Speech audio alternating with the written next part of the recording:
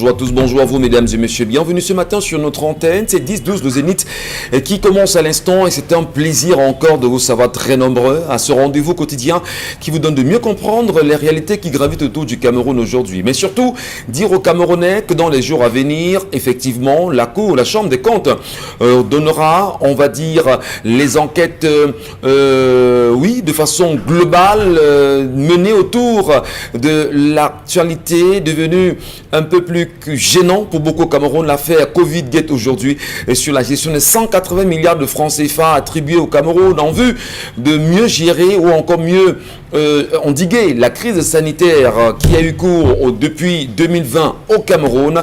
Qu'est-ce qu'on peut en tirer? Qu'est-ce qu'on peut avoir comme attente concernant ce dossier brûlant à venir? Est-ce qu'on aura au final les 24 administrations qui ont été mises en cause? Et qui sont les têtes qui devraient être coupées? Bon, ailleurs, en attendant bien sûr les propositions des uns des autres. Madame, messieurs, le sujet fait bien sûr jaser pas mal. On en parlera assurément dans les jours à venir. Mais surtout, l'interpellation peut être aussi, si on le veut, sélective concernant l'affaire devenue un scandale d'État également sur les réseaux sociaux. Le Cameroun est en mouvement, on en parle longuement, mais on vous rassurera que dans les jours à venir, après un bon recoupement et surtout un traitement exemplaire, nous nous arrêterons sur le cas Martin Kamimim et nombreux d'ailleurs sont les téléspectateurs qui demandent depuis hier pourquoi on n'en parle pas. On en parlera, mais avec des éléments probants pour mieux vous étayer ou encore mieux vous donner toutes les informations nécessaires au cours de cette histoire.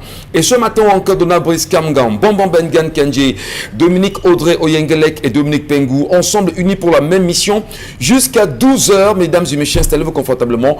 Vous serez servis, vous êtes chez vous, ici. D'ailleurs, Bombok, bonjour, bienvenue. Bonjour Monsieur Ngachou Numba, bonjour à vos chers téléspectateurs. Les Kémites, c'est-à-dire ceux qui se réclament de la culture africaine authentique, croient condamner Laurent Gbagbo pour sa réconversion à l'église catholique. Mais ce n'est pas comme ça qu'il faut poser le problème. Vous savez, l'ordre dominant aujourd'hui, c'est du donnant-donnant. Donnant-donnant. On a reproché aussi à Mandela, l'icône, d'avoir eu des rapprochements avec certains cercles ésotériques. Donc voilà comment le monde se tient aujourd'hui. On ne peut pas se limiter à la seule interprétation officielle, la portée, le chapelet est là. Rappelez-vous bien que c'est au même moment que Bleu Goudé lui aussi s'est reconverti au catholicisme, mais également que Sarkozy a été condamné. Donc c'est ça le sort de l'histoire, c'est ça qu'il faut analyser pour mieux apprécier l'attitude de l'ordre dominant. Donc c'est à nous de bien saisir et non de critiquer à la va-vite. Merci beaucoup Mbon Bengan Kanji. Nous poursuivons. Donald Brice, vous allez bien ce matin? Très bien, merci. Bonjour à tous, bonjour à nos téléspectateurs. Alors on va vers la vaccination obligatoire contre le coronavirus. Les signes étaient de plus en plus clairs. Puisque vous le savez, le chef du gouvernement, lors d'une récente réunion d'évaluation de la riposte nationale contre la pandémie, indiquait que le Cameroun envisage d'aller vers la vaccination obligatoire. Hier, le ministre de la Santé publique était l'invité du 20h30 chez nos confrères de la CRTV. Il a clairement dit que cette vaccination obligatoire est inévitable, a dit Manaouda Malachi. On y est presque. Qu'est-ce qui, bien sûr, peut contraindre l'État du Cameroun à rendre la vaccination obligatoire? La question depuis pratiquement 2 mois aujourd'hui interpelle plus d'un Camerounais. Et on le sait d'ailleurs au niveau du Parlement, la question devait être en débat, mais rapidement a été annulée comme certains nous le faisaient savoir et aurait été par ailleurs en débat plus tard en sourdine. On n'en parle pas assez. Pourquoi rendre la vaccination obligatoire au Cameroun? La question mérite-t-elle d'être posée? Et surtout, où en sommes-nous avec les vaccins? Quelles sont les mesures conservatoires toujours fait autour? Dominique Pengou, bonjour. Bonjour Michel, c'est avec une sueur froide ce matin parce que pour avoir vécu un accident de circulation, 2 motos rentrent en choc ce matin et 2 élèves se retrouvent en train d'être conduits à l'hôpital au lieu de se rendre respectivement dans leur centre d'examen pour le compte du probatoire de la session 2021. On parle de l'axe village entrée Biche ce matin. Donc j'y étais, j'ai vécu la scène et c'était effroyable. On va dire bien sûr beaucoup de courage à ces derniers. En même temps, et interpellations à ceux et celles qui sont à bord des engins sur nos axes routiers. Dominique Audrey, bonjour.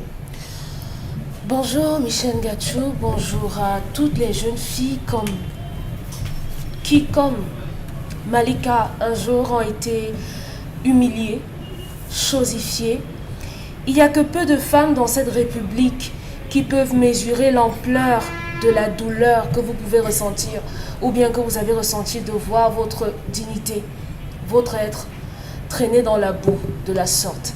Sachez que encore dans cette République et dans le monde, il y a des femmes qui sont prêtes à vous aider, des femmes qui sont prêtes à vous accompagner, des femmes qui vous tendront toujours la main quand tout le monde vous traitera de prostituée, de tout et de n'importe quoi. Vraiment, beaucoup de courage et également mes encouragements à tout le Cameroun qui depuis un certain temps a montré que l'injustice ne peut plus installer son nid dans cette République. Il faudrait qu'on continue dans cette lancée pour faire changer les choses. Pourquoi pas? Peut-être c'est comme ça qu'on aura la solution à la crise anglophone. On y reviendra assurément sur ce fait devenu un scandale aujourd'hui au Cameroun. On en parlera après des réels recoupements.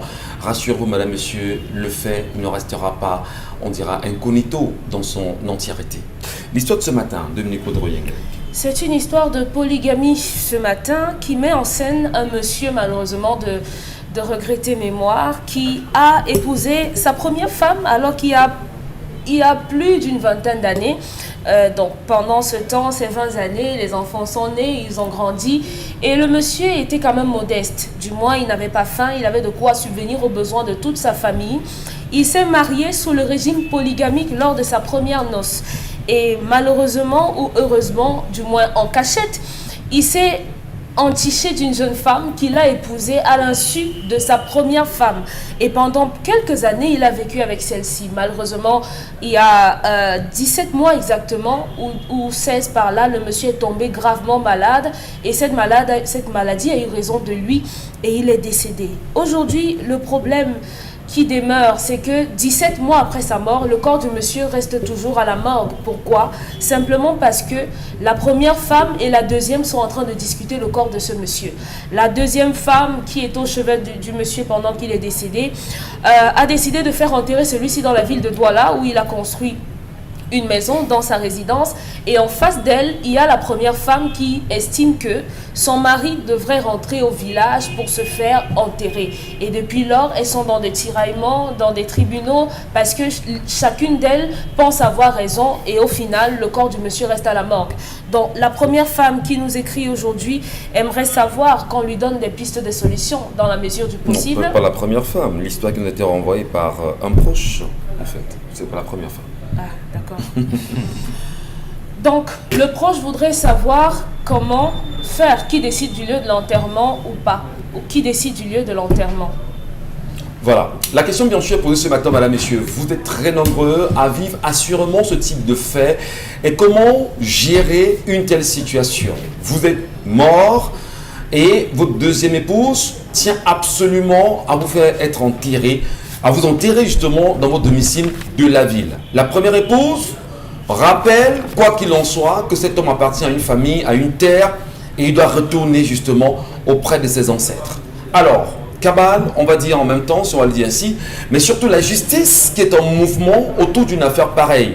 Comment trancher? Qui doit trancher? Et la question évidente est de savoir qui doit décider du lieu de l'enterrement de l'homme dans ce cas. Est-ce la famille? Est-ce la première épouse ou la deuxième? L'histoire en dit long, madame, monsieur, ce matin, on en parle. Et bien sûr, vos avis sont entendus sur la page Equinox TV. Là, nous vous lirons certainement. Allez, je commence par vous ce matin.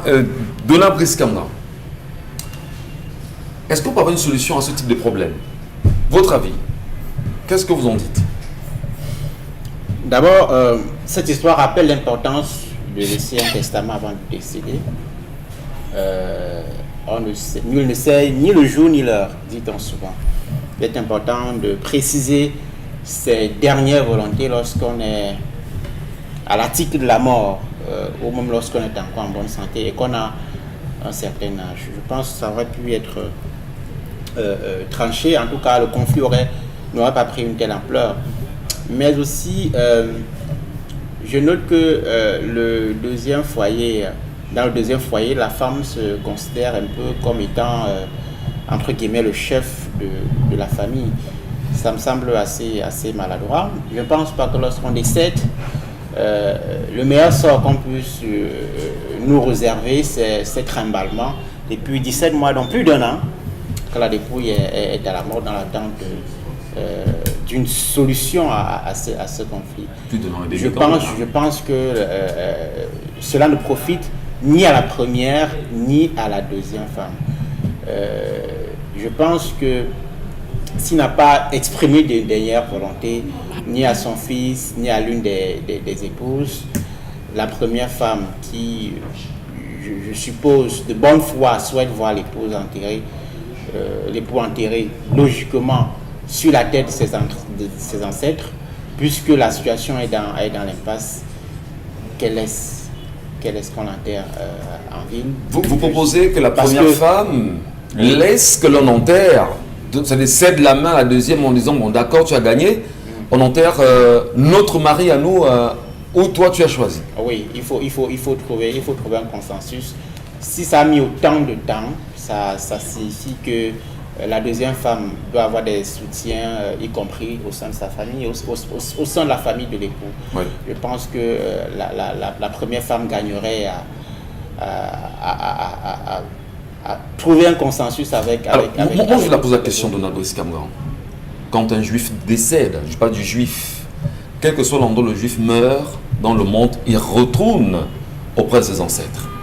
Le peuple amléké, si vous voulez au Cameroun également, parfois assez de ramifications au peuple juif, reste dans cette logique-là. Lorsqu'on décède, on rentre dans son village, on allait se chercher en ville, et si on est mort là-bas, on revient au village. On vient t'enterrer auprès de tes ancêtres. Mais qu'est-ce qui peut justifier qu'une dame impose aux familles de l'écouter, elle, dans ce cas-là? Qu'est-ce qui peut donner autant de poids? Mais Michel, vous savez que les lois sont faites par les hommes. La loi est censée réguler les rapports entre les hommes en société. Et la loi n'est intéressante que lorsqu'elle permet d'apaiser les tensions et de régler les conflits. Lorsqu'une loi manifestement est dépassée par une situation, on cherche le consensus. On cherche le consensus. Le consensus, justement, s'obtient à partir des concessions des uns et des autres. J'ai l'impression que dans cette famille, chacun est de son côté. Tu es au nord, je suis au sud. Et c'est pour cela que l'impasse perdue depuis plusieurs années. Ça signifie que si on s'en tient à la tradition dans cette contrée, c'est la première femme, je vous comprends, qui aurait raison, mais dans cette situation d'impasse, vous pensez qu'il faut continuer à attendre 2 ans, 3 ans, 4 ans et que la dépouille, j'allais dire entre guillemets, pourrisse à la mort? Non, il faut trouver une solution. La solution, c'est le consensus. La solution, c'est le consensus de Dominique Pengo. Sur cette histoire ce matin, on nous fait d'abord savoir que l'homme a choisi d'aller épouser cette deuxième épouse sans pour autant en parler à la première. Même si, avec la première, on est sous le régime de la polygamie, avec la deuxième, on est sous le même régime, celui de la polygamie. Alors, est-ce que lui-même, l'homme, à un moment donné, n'est pas le problème, n'est pas celui qui a créé, on va dire, ce qui se passe aujourd'hui, épouser une femme sans pour autant s'accorder avec la première? Jusqu'ici, est-ce qu'on ne dira pas qu'il est le problème? Votre avis, Dominique Pengo? Non, il n'a pas absolument besoin de s'accorder avec la première, mais si les membres de sa famille sont au courant que ce monsieur est un polygame et que les deux épouses sont connues, là pour moi il n'y a pas de problème. Mais maintenant, il faudrait apprendre aux hommes, surtout ceux qui optent pour les foyers polygamiques, de savoir arranger et ranger leur vie de leur vivant avant de partir. Maintenant, j'ai envie de poser quelques questions ce matin. Est-ce que ce monsieur a une maison construite au village? Si. Il a une maison également en ville. Voilà. Il était quand même nanti. Voilà, donc il avait ses moyens, il a les maisons construites un peu de partout. Maintenant, est-ce que quand il s'agit des cérémonies traditionnelles et coutumières, les femmes ont parole? Que ces cérémonies soient tristes ou joyeuses. Est-ce qu'on tient souvent compte de la vie des femmes lorsqu'on veut faire des cérémonies traditionnelles? Parce que pour avoir grandi au village, je voyais souvent des cérémonies qui se passaient et les épouses étaient souvent de simples observatrices. C'est-à-dire, elles étaient écartées. C'est-à-dire même quand il y a un deuil, il y a toujours un aîné de la concession qui vient vous donner la directive ou encore le chemin à suivre. Soit c'est le successeur de la concession, soit c'est le représentant du jadis grand-père, soit c'est l'aîné de ce monsieur ou encore l'aîné de leur grande famille, parce que les hommes, naturellement, rentrent toujours se faire enterrer en terre natale. Maintenant, ce matin, j'ai envie de demander, où sont les aînés de cette famille-là? Pourquoi laisser ces deux femmes se déchirer? Pourtant, ils savent eux-mêmes que ni la vie de l'une ni la vie de l'autre ne sera prise en compte. Parce qu'aucune des deux femmes n'a le pouvoir de décider où sera enterré le mari. Maintenant, comme Donald a dit, si ce monsieur avait laissé peut-être un testament ou une dernière volonté écrite avec des témoins, on ne se serait pas englouti dans ce genre de conflit et laissé le corps longtemps. Peut-être une petite remarque, selon l'histoire, il y a un testament, il y aurait un testament qui serait détenu par la deuxième épouse, qui est contesté aujourd'hui parce qu'en réalité, c'est le notaire qui devrait restituer cela à la famille. Ouais. Comment la deuxième épouse en est-elle rentrée en possession de ce document? On va s'en tenir donc à la loi. S'il y a un testament, personne ne nous dira ici si c'est faux ou vrai, mais il y a un testament, il y a un seul testament. S'il y avait peut-être eu un deuxième testament, là on aurait confronté les deux pour savoir quel est le vrai des deux testaments. Maintenant, s'il y a un seul testament qui stipule que le monsieur aurait voulu être enterré en ville, dans sa maison familiale qu'il a construite en ville, moi je pense qu'on doit respecter ce testament-là, jusqu'au moment où on va nous sortir un deuxième qui conteste le premier. Très bien. Ouais. Alors, est-ce qu'on peut dire que les deux épouses sont dans leurs droits?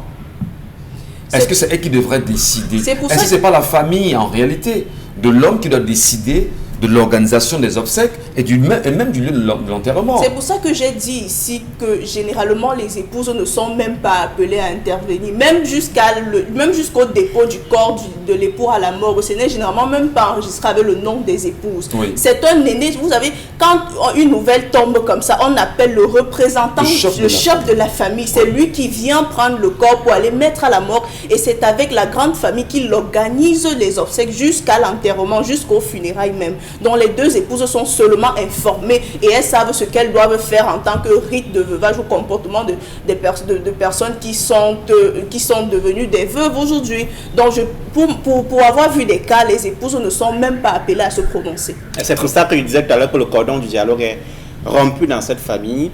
C'est une famille qui est manifestement en lambeaux, où le dialogue n'existe pas ou n'existe plus s'il a existé. Dans la norme, c'est sous l'arbre à palabre que tout cela se discute et les femmes reçoivent simplement les orientations qui ont été arrêtées. Alors, lorsqu'on va en justice, Dominique Audrey, ça veut dire finalement qu'on n'a pas pu se comprendre en famille et on fait appel à la justice. La justice peut-elle être vraiment compétente ici pour rendre une décision qui soit satisfaisante pour les uns et les autres? Tout dépendra de ce qui elle peut être représentée comme les volontés du monsieur. Si la jeune femme, la deuxième épouse, s'arc-boute sur la décision de le faire enterrer, là, ça veut simplement dire qu'avant de mourir, son mari lui a donné un certain nombre de recommandations qu'il n'a pas donné à la première. Maintenant, elle a interrogé le pourquoi du second mariage. Vous comprendrez certainement. Donc, je suis de ceux qui pensent que si quelqu'un, avant de mourir, vous a dit « ne faites pas ci », alors ne le faites pas. Simplement par respect pour la mémoire de la personne. Maintenant, que ce soit la première femme, la 40e femme, ça n'a pas d'importance. Il faut juste trouver les moyens et les mots adéquats pour faire comprendre le pourquoi d'une telle décision au reste de la famille. Donc ici, la première femme, au lieu de courir en justice, ameuter toute la planète simplement pour ça, elle devrait se rapprocher de la deuxième, parce que oui, elle découvre que son mari avait une deuxième femme, mais ce n'est pas la faute de la deuxième femme si votre mari vous a caché son existence. Maintenant que les faits sont là, le vin est tiré, il faut boire.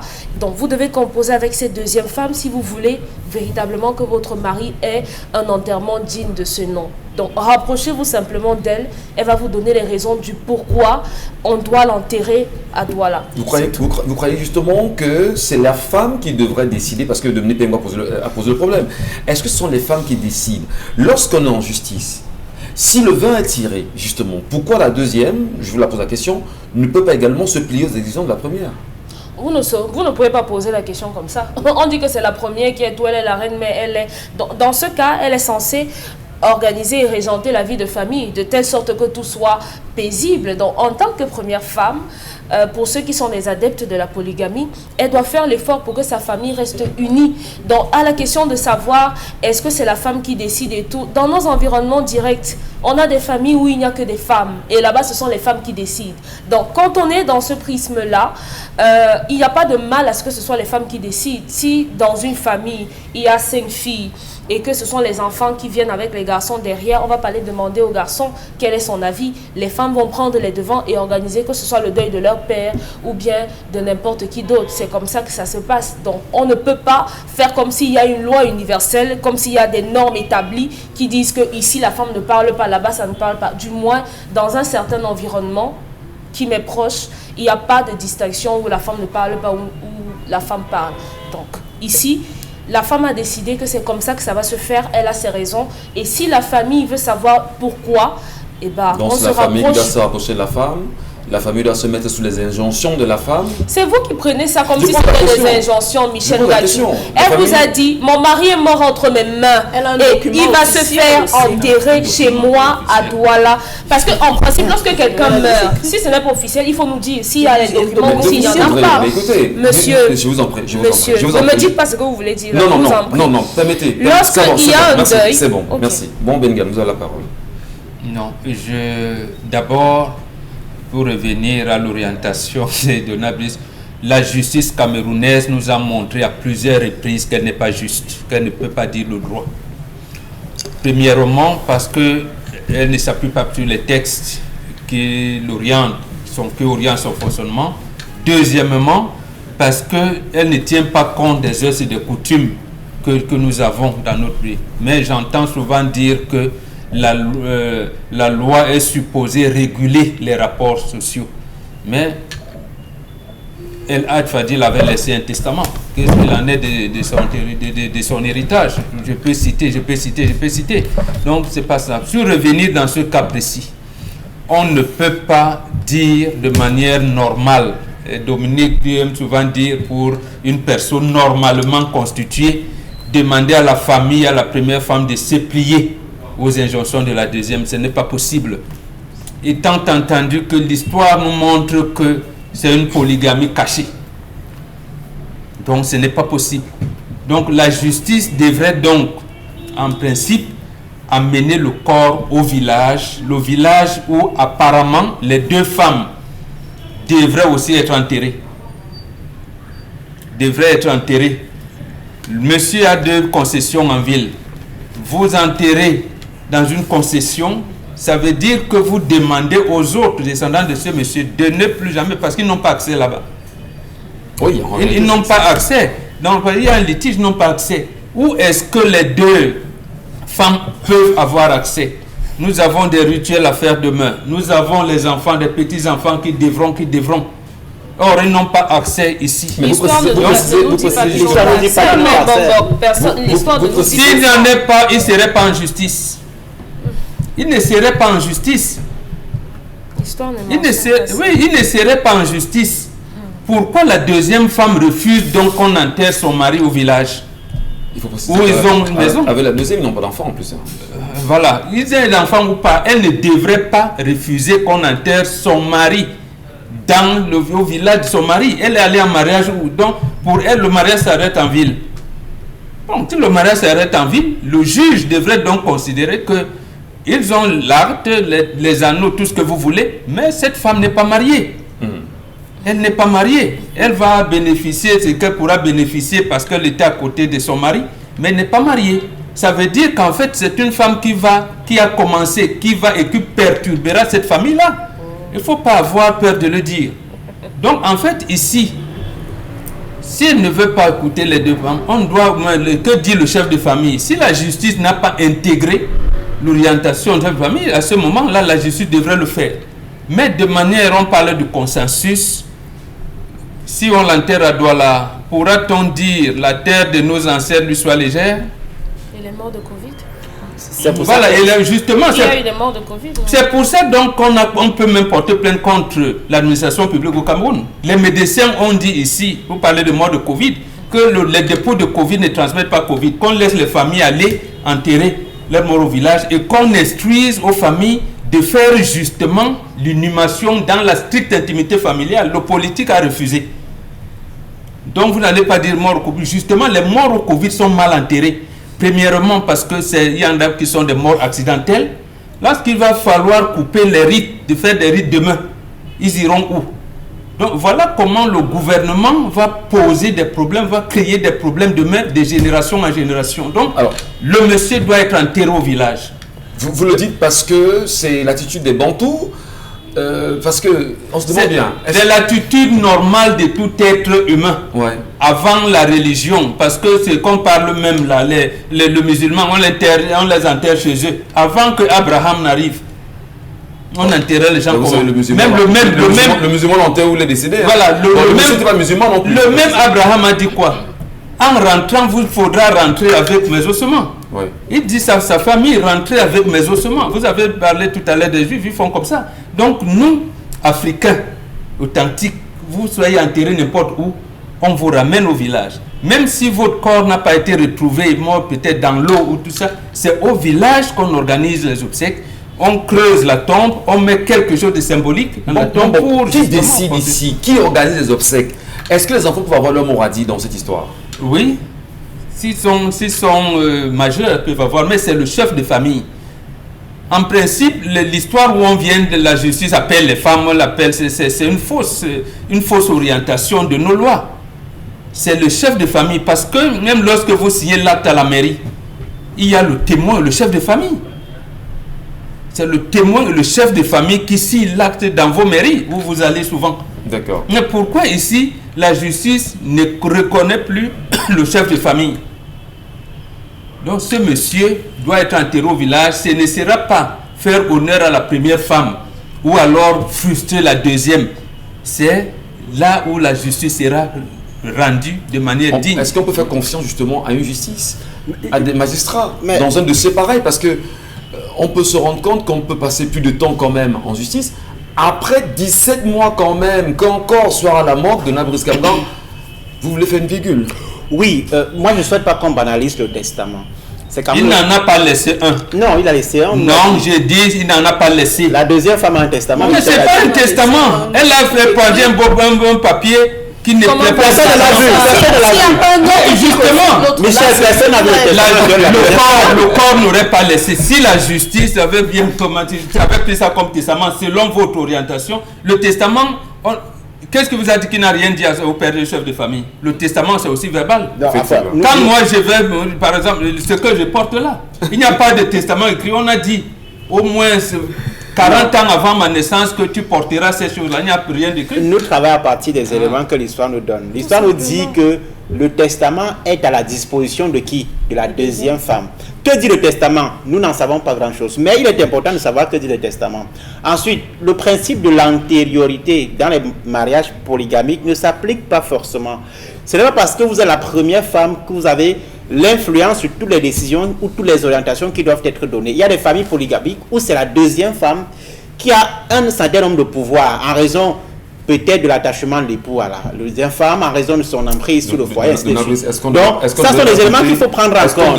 Justement, si vous voulez donc... Je ne sais pas s'il faut douter du testament. Il faut déjà avoir le On ne devrait pas douter de ce testament. Je ne sais pas. C'est la justice qui doit dire si le testament est vrai ou faux. Pour l'instant, il y a un testament qui est à la disposition. La justice n'est pas bien pendant 17 mois. La justice n'a non pas ça, c'est l'indépendance de la justice. Donc, si c'était un élément probant, la justice aurait tranché. Maintenant, vous parlez de testament. Vous savez que les femmes, nous qui sommes polygames, la première épouse, c'est la reine-mère.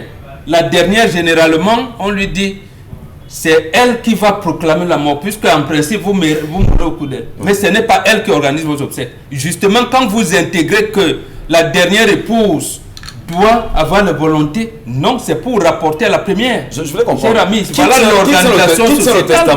Qui tient le testament, Bonbon? Le testament, c'est le chef de famille. Oui. Pour l'instant, ce n'est pas le cas. Maintenant, le vrai testament, selon vous, ça devait être sur le notaire. La personne à qui on fait S'il n'y a pas de... Non. Le testament, selon vous, dans les prescriptions des lois, c'est le notaire. S'il n'y a pas de testament sur le notaire, on se réfère au chef de famille. S'il est dans une confrérie comme moi, on se réfère au Mbombok avec lequel je marche.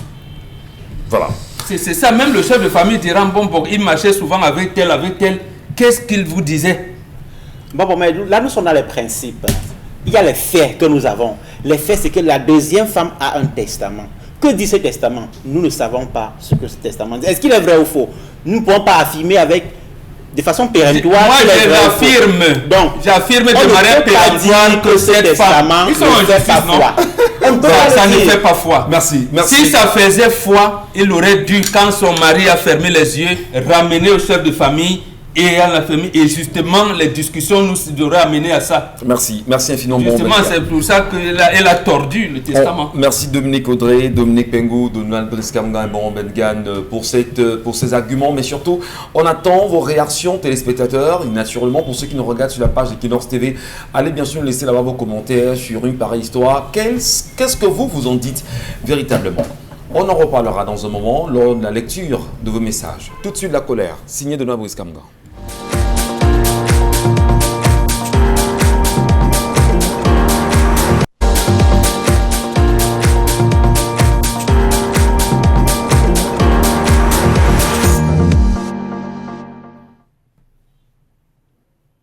J'interpelle la conscience nationale ce matin sur la catastrophe communicationnelle en période de crise au Cameroun.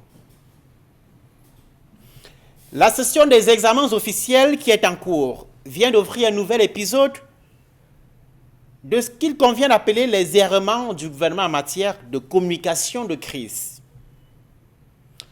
Dans plusieurs séries du baccalauréat et du probatoire, notamment chez les généralistes, les candidats sont allés passer les examens sans savoir, comme l'exige la loi, s'ils composeront en histoire, en géographie ou en philosophie selon les cas.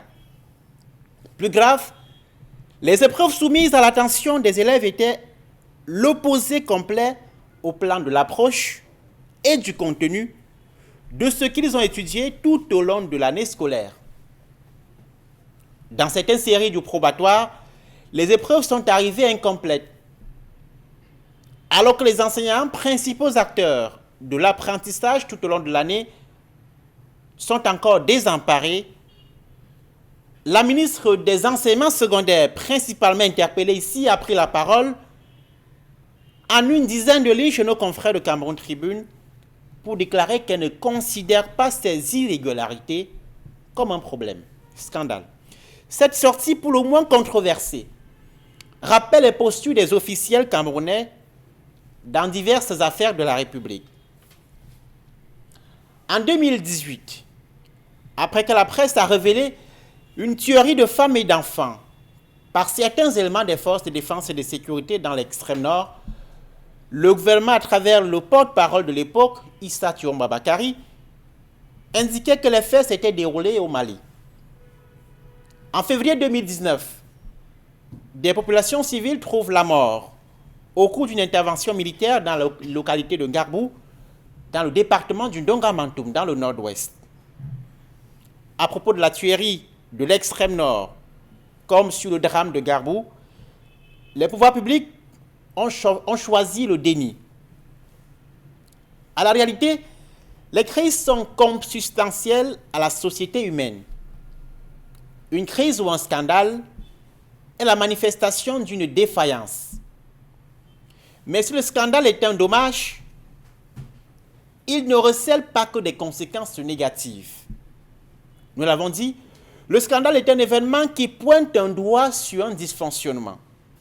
Ceci dit, toute communication au sujet d'un scandale ou d'une crise doit avoir pour finalité de contribuer à éviter qu'une crise de même nature ne resurvienne. Et dans ce sens, la première étape dans la communication en temps de crise, c'est de reconnaître qu'il y a crise. La reconnaissance de la crise relève du réalisme. Elle permet d'expliquer amplement ou modestement, selon les cas, les causes de la crise. La troisième étape consiste à rassurer. Car une crise frappe des personnes plus ou moins importantes. Il faut, dans ce contexte d'inquiétude, de peur, de doute, rassurer les âmes ainsi impactées déstabilisé, meurtri. Le quatrième niveau et le plus important à notre sens, ce sont les orientations visant à éviter qu'une nouvelle crise similaire ne ressurvienne. Cette étape met en exergue les mesures correctives prises ou à prendre pour faire face à la situation regrettable survenue. C'est fort à propos que certains penseurs estiment que les sociétés évoluent par les crises. Malheureusement au Cameroun, le gouvernement persiste à penser qu'une crise ou un scandale est l'occasion de monter toutes sortes de mensonges ou de déni pour étouffer un dysfonctionnement. L'un des principaux mérites de cette posture passéiste, c'est d'attiser et d'amplifier les crises et leurs conséquences. Et à l'ère des réseaux sociaux, ces catastrophes communicationnelles bradent fortement une image des institutions, déjà fortement frélatée. À demain. Donald Brice Kamgang pour la colère exprimée ce matin. Eh bien, je voudrais rapidement, Donald Brice, à la suite de ce sujet assez intéressant, on parle des nombreux dysfonctionnements en matière de communication, de crise au Cameroun, et vous aviez choisi d'entrer avec d'ailleurs la toute dernière sortie de la ministre des enseignements secondaires, le professeur Pauline Alova-Yonga, qui, à travers les plaintes des élèves, souvenez-vous, qui affirment, d'ailleurs qui sont fait entendre il y a quelques temps concernant les épreuves du baccalauréat 2021, des candidats dénonçaient bien sûr des épreuves de géographie, de philosophie et de mathématiques. Ils affirment qu'elles ne sont pas conformes à l'approche par compétences en vigueur depuis la fin du baccalauréat de l'enseignement général du 12 juin dernier. Des langues en même temps se délient au sujet de la nature des épreuves, de la géographie, de philosophie, de mathématiques proposées au cours de cet examen. Et ce qui est curieux, effectivement, bon Bengan, lorsque la ministre vient dire en Mondovision qu'il n'y a pas de problème et que pour elle tout est normal, sommes-nous encore au Cameroun? D'abord, comme elle l'a dit, il ne s'agit pas de communication. Parce que C'est quoi, c'est une réaction? Oui. Parce que les gens pensent que lorsqu'ils parlent, ils pensent à la communication. D'abord, sachez que la communication est d'origine africaine. Il faut comprendre. La communication a pour rôle d'assainir un climat qui risque de devenir délétère. C'est ça qu'on appelle communiquer. Ça veut dire que celui qui émet la pensée doit avoir en face de lui quelqu'un qui reçoit. Il reçoit, tu dois écouter et comprendre en vue d'améliorer une situation. Parfait. C'est ça la communication, qui est différente de l'information. Je te dis, par exemple, que Yaoundé est la capitale du Cameroun. C'est une information. Tu vas me dire, ah mais non, est-ce que tu es sûr? Pourquoi on parlait souvent de capitale économique? Bon, ça va devenir quelque chose. C'est une information. Je sais pas. Mais la communication, on parlait de communication lorsqu'il y a crise. Mais j'ai aussi entendu certains de mes enfants dire, mais papa, il y a souvent communication en temps de crise, communication en temps de bon. Il faut entendre bien, justement pour ce cas précis, le ministère des enseignements secondaires, si c'est ça qu'ils appellent communication, ils sont passés à côté. D'abord, ils ont menti. Dans la communication, on rassure. Tous les enseignants, syndicalistes ou pas, vous disent que l'orientation prise, c'est l'approche par compétence. Or, les épreuves sont arrivées dans l'approche par objectif. D'abord, il fallait rassurer, il fallait dire que ça a été une erreur. Qu'est-ce qu'on fait donc pour les élèves qui ont été soumis à cela? On va réparer, on va reprogrammer, on va donc vous parler pour rassurer. Ça n'a pas été fait. Donald Brice parle de la crise anglophone, c'est la même chose en fait. Mais lorsque vous dites communiquer et que après votre communication, la situation s'enlise, vous n'avez pas communiqué. Vous avez fait la propagande de votre orientation, qui est différente de la communication. Donc on va dire qu'en allant s'exprimer dans Cameroun Tribune, qui est bien sûr le journal à capitaux publics, elle a choisi se faire entendre. Je ne sais pas, à qui s'adresse finalement? Non, il n'y a pas que là-bas. Même son représentant a droit de réponse. Je l'ai suivi. ici. C'est-à-dire qu'en fait, ils ont dit, j'ai entendu l'expression, le ministère des Affaires secondaires a fait une communication tout azimut. J'ai lu Cameroun Tribune, j'ai écouté son représentant en droit de réponse dimanche. J'ai dit, mais bon, c'est vrai, moi je suis un indigène, mais le peu que je connaisse de la communication, ce qu'ils font là ne rassure pas. Alors, et en plus, ils avaient même fait ça il y a 2 ans. La communication, c'est pas une communication que la ministre a faite, c'est une réaction, dites-vous. Alors, est-ce que la réaction a atteint sa cible au final? Parce que si les langues se délient ce matin, la réaction, puisque la cible a minimiser la situation. La cible est restée dans l'expectative, la cible est restée dans une situation, j'allais dire, de crainte. Je vais passer l'examen, je ne vais pas, et maintenant les enseignants sont embrouillés. Et le ministre, d'abord, le ministre ne précise pas quelle est l'orientation du champ éducationnel dans notre pays aujourd'hui. Donc eux-mêmes, les enseignants qui vont dispenser les cours, ils sont embrouillés. Les élèves sont embrouillés. Donc en fait, ça atteint, mais ça n'a pas résolu. La réaction a atteint, puisqu'ils ont écouté, ils ont compris, mais ça n'a pas résolu le problème. Est-ce que la réaction de la ministre des Enseignements secondaires rassure? Vous dites non. Non. Ça reste justement, ça renforce l'inquiétude. Lorsque vous laissez les gens dans l'inquiétude, l'incertitude, vous n'avez pas communiqué. Pas du tout. Vous n'avez pas, vous avez fait votre propre propagande. Vous avez parlé pour vous, comme on dit. Communiquer veut dire apaiser une situation de crise. Même si vous dites communiquer en temps de crise, non. De communiquer en temps de crise voudrait dire, par exemple, que le ton doit être doux, savoir que les gens sont dans une situation où peuvent contester, comment les ramener à une situation douce, et vous pouvez aller à dose homéopathique en les appelant, mais dans le but essentiel de gérer une crise, d'apaiser la crise et de parvenir à la gestion. Mais aujourd'hui, ni les enseignants qui ont composé les épreuves et qui ont supposé vont encore corriger les épreuves, vont compenser les cours en septembre prochain, ni les élèves qui ont été soumis à ces épreuves, ni encore moins ceux qui sont arrivés à ces classes d'examen, personne ne sait quelle sera l'orientation au cours de l'année académique. Problème bien sûr de communication. Dominique Audrey, alors, lorsque nous n'adressons pas de la communication dans sa globalité, indexe le gouvernement dans une multiple sortie qui parfois frise, on va dire, le mépris quand même, parce qu'il ne servira à rien de communiquer sur un fait et que par la suite ceci s'avère une affaire fausse, comme l'exemple qu'il a emprunté avec Issa Chirouan Bakary. Est-ce qu'on va dire qu'au Cameroun, on ne maîtrise pas ce qu'on appelle les communications en temps de crise? On ne maîtrise pas la communication dans l'ensemble.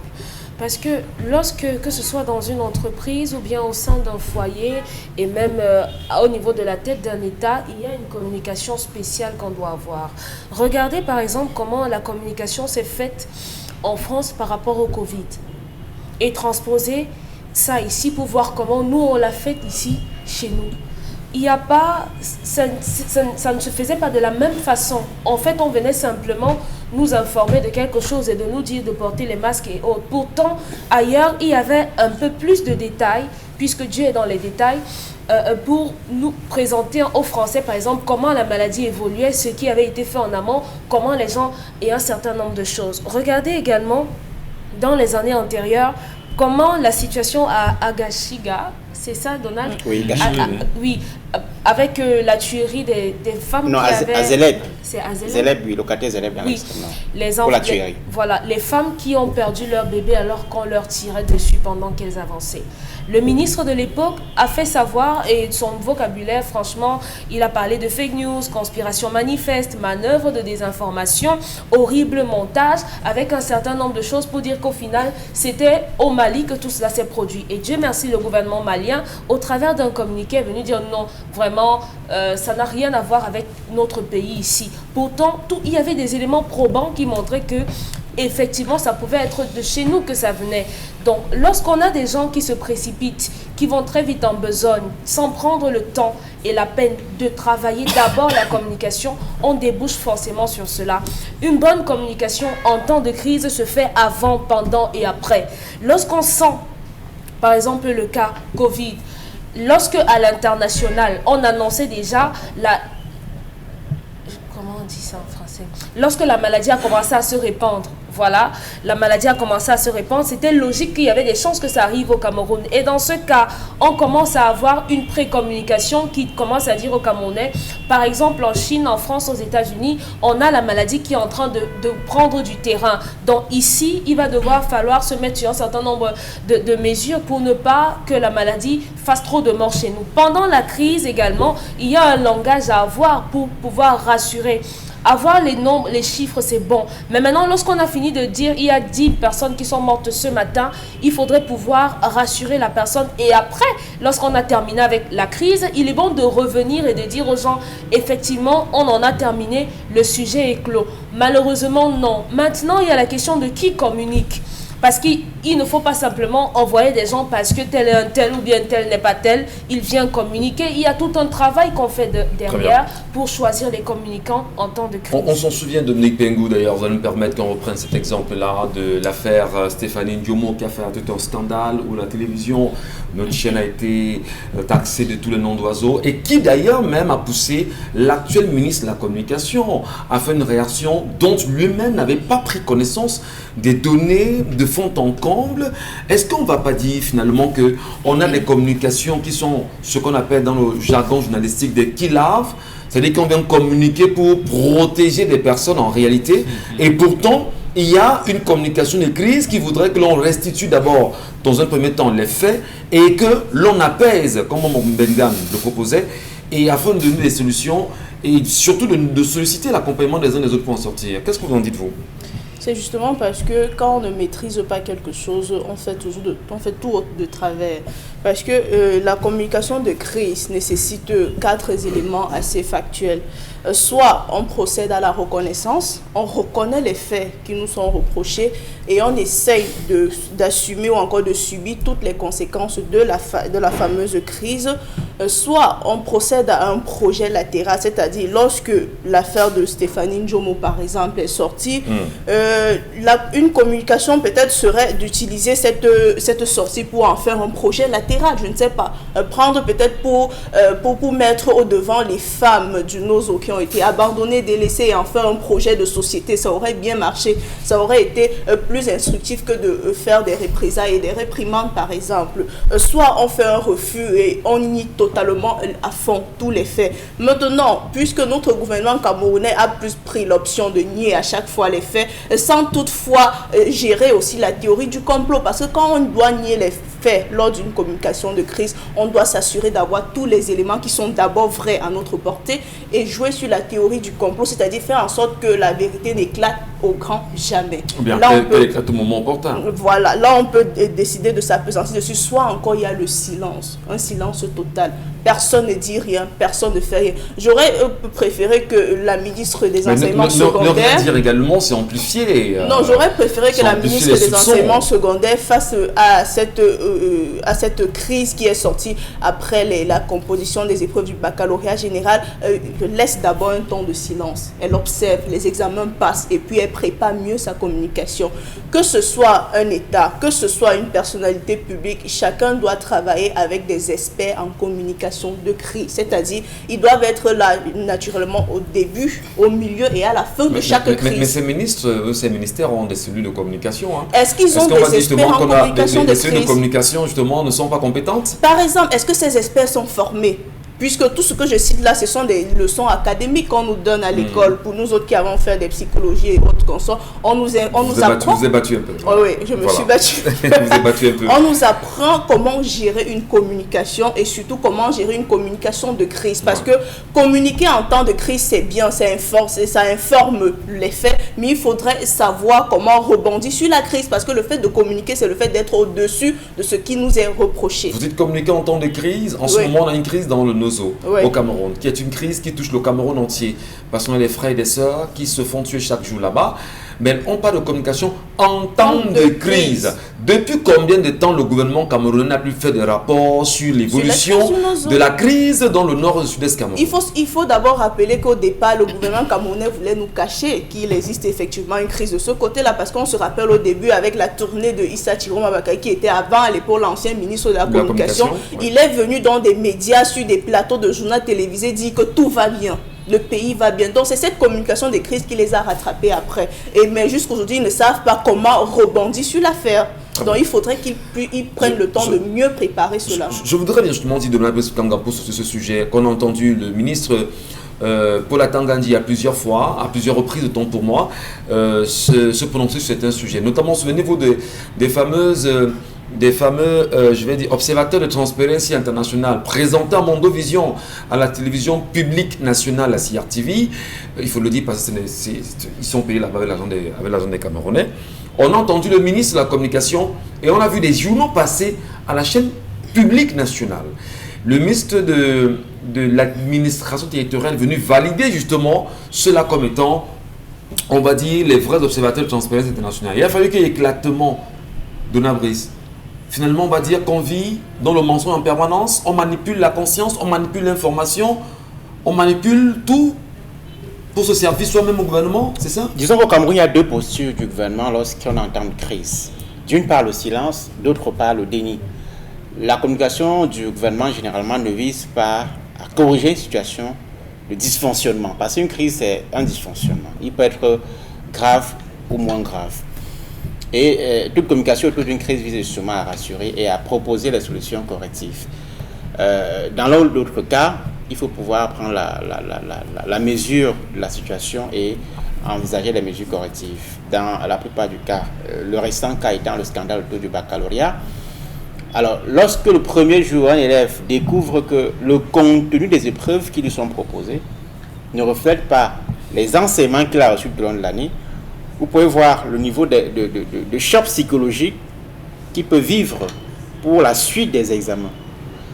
Et là, je coupe pas. Et là, son représentant en droit de réponse a dit que c'était au programme, alors que les enseignants disent qu'il n'y avait rien. Les enseignants ne sont pas d'accord. Le déni fois de plus. élèves. Donc, lorsque le premier jour, vous avez une histoire, une épreuve de philosophie, je dis n'importe quoi, qui ne reflète pas le programme que vous avez étudié, eh bien, vous êtes déstabilisé pour la suite. Ce jour-là, il ne me semble pas que la ministre pensait même qu'il était important de dire quelque chose. Or, les candidats à ce moment-là ont besoin le soir de rentrer d'écouter le principal membre du gouvernement interpellé. Permettez, Donald. Est-ce qu'à un moment donné, les parents camerounais eux-mêmes ne comprennent pas les enjeux importants pour l'avenir de leurs enfants en matière d'éducation? Lorsque les enfants rentrent, ils vous disent à la maison, papa, maman, ce qu'on nous a donné n'était pas au programme.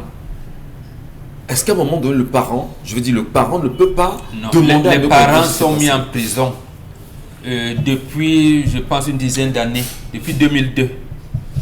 Ils sont mis en prison comment?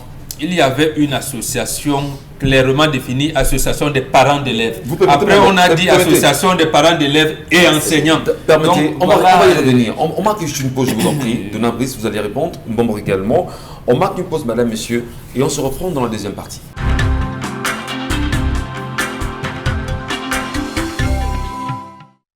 Eh bien, bon retour à vous, bon retour à tous, mesdames et messieurs, bienvenue à l'instant. Si vous vous joignez à nous sur les antennes Equinox Télévision, c'est 10-12 le Zénith, votre talk show qui chaque jour de 10h à 12h vous accompagne. Merci en même temps pour vos nombreux messages qui nous parviennent à l'instant. Vous êtes très nombreux à nous laisser vos commentaires et avis sur la page Equinox TV.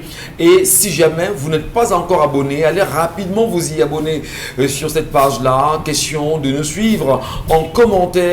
Et c'est un peu plus excitant quand même de se rendre compte que là-bas, plein de Camerounais peuvent donner leurs avis sur des sujets aussi intéressants à travers les différents programmes de votre chaîne de télévision. Et un sujet qui nous interpelle bien sûr ce matin avant la pause, c'est la catastrophe communicationnelle. Bien sûr, en temps de crise au Cameroun, Dona Brice Kamgan, dans son déroulé, est revenu sur certains faits et qui montre qu'aisément au Cameroun, on ne sait pas communiquer en temps de crise, avant la crise et même après la crise. Qu'est-ce qui peut bien justifier cette façon de faire dans notre pays aujourd'hui? Dona Brice Kamgan, avant la pause, vous avez la parole et vous tentez justement de donner votre point de vue sur ce climat-là, cette façon de faire. Et l'exemple a été pris sur nos faux observateurs de Transparence Internationale. Oui, je parlais plutôt des examens officiels et de l'impact que le déphasage entre le contenu des épreuves et les enseignements tout au long de l'année peut avoir sur un candidat dès le premier jour qui aborde une épreuve qui lui est complètement étrangère. Ce soir-là, il aurait fallu que les membres du gouvernement concernés, le principal qui est la ministre de l'Éducation, des enseignements secondaires pour ce cas-là, rassure l'élève qui a été déstabilisé dès le premier jour. Et cette absence de communication va certainement avoir une conséquence sur le taux de réussite aux examens. Je prends un autre exemple. Vous avez vu autour du coronavirus que les membres du gouvernement faisaient une grosse communication autour du respect des mesures barrières, mais que des officiels organisaient dans le même temps des cérémonies rassemblant des centaines de personnes à Yaoundé, qu'un président de l'Assemblée nationale est rentré au Cameroun alors même que les frontières étaient censées être fermées, se montre à l'Assemblée souvent sans masque. Tout cela fait partie de la communication. Au Cameroun, manifestement, soit il y a une méprise vis-à-vis du rôle que la communication joue dans l'efficacité même de l'action gouvernementale, ou alors il y a une volonté simplement de faire de la propagande parce que dans un certain nombre de cas, on communique non pas pour assurer et pour corriger un dysfonctionnement, mais pour plaire au prince qui a nommé. Alors, Bombo, très souvent sur ce plateau, vous parlez d'un projet d'assassinat collectif. Est-ce qu'on est dans un projet véritablement qui vise à tuer littéralement l'école? Parce que si jusqu'à présent, pour refaire la petite fixation sur Mme Pauline Naloba-Yonga, ministre des Enseignements secondaires, a-t-on le sentiment que de scandale en scandale pour son ministère, et le regard qu'on y porte est tout comme si on voulait absolument tuer l'école et ne produire que des médiocres au Cameroun? Oui. D'abord, regardez son parcours. Elle vient de créer un scandale à l'université de Beya. Elle demande aux étudiants de s'inscrire en ligne. Les étudiants se plaignent que la communication, le réseau Internet n'est pas fiable. Grippé, n'est pas fiable, n'arrive pas. Ils demandent des moratoires, les rallonges, non. Elle dit ceux qui ne sont pas inscrits, ils veulent payer 10 000, et ainsi de suite. Les étudiants tentent de rebut, on dit non. On les bastonne, on fait appeler la police, on les a fait rouler dans la boue pour les étudiants anciens qu'elle est en train de vouloir encadrer. On l'enlève de là, on lui donne le poste de ministre. Toujours dans l'enseignement. Vous appelez ça comment? Vous dites que c'est ça, j'allais dire, communiquer en temps de crise. Justement, le gouvernement veut nous montrer par cette occasion que ce que vous appelez communication, là, c'est pas ça. C'est d'ailleurs à ce titre, parce qu'ils sont des gens intelligents. Le ministère s'appelait ministère de l'information et de la culture. Quand on change de dénomination en disant ministère de la communication, vous qui comprenez français, ça veut dire que l'orientation change. Le gouvernement n'est plus dans l'option d'informer, c'est-à-dire de dire la vérité. Ce qui se passe, mais de faire la propagande. Maintenant, la propagande est dans l'option que le gouvernement a prise. C'est ça, en fait. C'est cela. Et puisque nous restons dans ce cadre-là, si on était dans l'information, on aurait, par exemple, pris le corps des enseignants seulement, les inspecteurs qui composent les épreuves, ainsi de suite, et leur dire vos épreuves doivent être orientées dans le sens de l'approche par compétence. D'accord. Pour en sortir, je vais dire, le parent ou les parents d'élèves aujourd'hui, puisque tout à l'heure vous voulez rebondir là-dessus sur la question de l'association des parents d'élèves. On les a mis en prison. Et enseignants. Alors, qu'est-ce qu'ils doivent faire aujourd'hui? Peuvent-ils revendiquer au moins qu'il y ait un retour à la norme concernant le ministère de l'enseignement secondaire et ce baccalauréat 2021 qui est grippé et dont la ministre fait savoir justement qu'il n'en est rien? Seuls, ils ne peuvent pas. Nous sommes dans ce qu'on appelle la communauté éducative. Il y a les parents, les apprenants, dont les enfants qu'on envoie à l'école, et les enseignants. Les enseignants sont clochardisés, il n'y a plus de respect. Ils n'ont pas de salaire, ils n'ont pas de respect. Les parents, on les a moulés dans un système où ils ne peuvent plus organiser une association qui leur est propre. On a introduit les enseignants là-dedans, qui sont clochardisés. Pourquoi le résultat, c'est quoi? C'est que les parents nantis donnent même de l'argent à leurs enfants pour dépanner les enseignants. Voilà dans quel système nous sommes. Donc en fait, seuls ne peuvent pas. C'est tout le système qu'il faut revoir.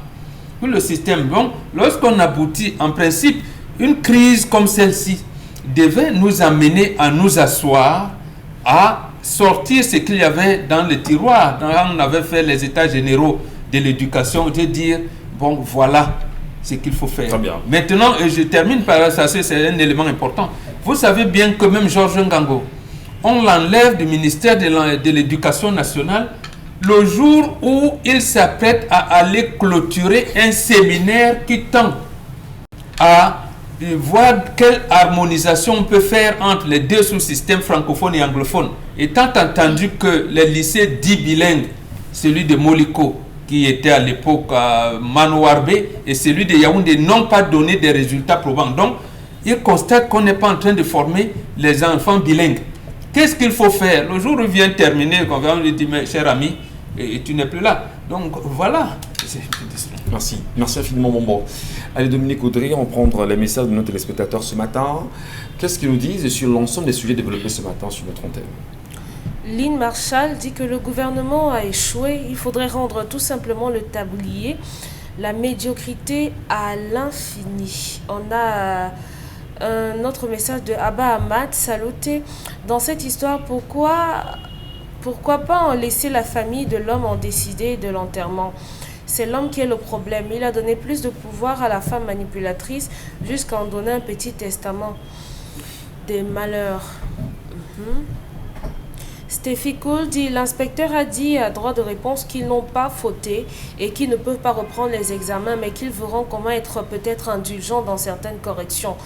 Donc, c'est comme ça qu'on fait passer des gens avec 7 et ils partent souffrir à l'université. Autant mieux reprendre et faire passer ceux qui méritent. Et vous validez son point de vue ou pas?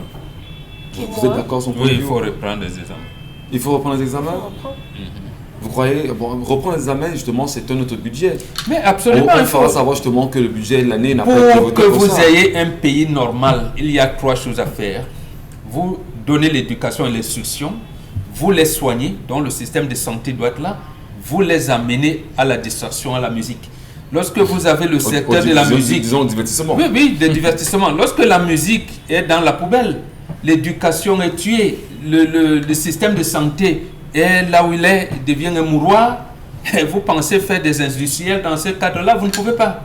Donna Brice, justement sur la réaction du téléspectateur, il pense que dire qu'on va faire des aménagements lors des corrections, n'est-ce pas la preuve justement que le Cameroun risque de produire des Camerounais mal formés, sortis justement de l'enseignement secondaire?